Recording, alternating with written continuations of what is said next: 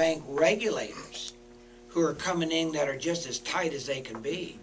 So these banks, they would like to be out there loaning, but the regulator's saying, boy, you better keep so much money back. You better hold so much here. Otherwise, we may come in and close your doors. I mean, basically, that's what it is. So the banks are really afraid that they almost can't. On one hand, they're saying loan it out, but the ones who regulate them won't let them. And what's really, it's one thing if you're locking up, there were loans that were going out mainly with homes, and this was the federal government too.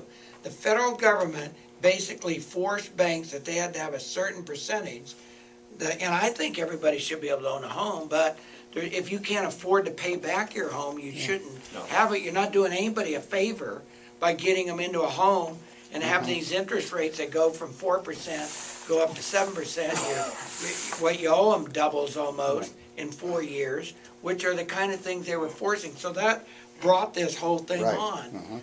And so, they're going from one extreme to the other. And it's one thing if you don't give people who maybe can't afford to pay it back a loan, but I talk to people who've been in business for years. They have a long record of paying things back. Now, I don't know what the background is on this guy on the Holiday Express, but chances are he probably has a good record and it probably isn't a fly-by-nighter. No, and he's able to put a hefty See, that's the other thing. Those if you can't give money to people like that, who in the world you're going to give money to?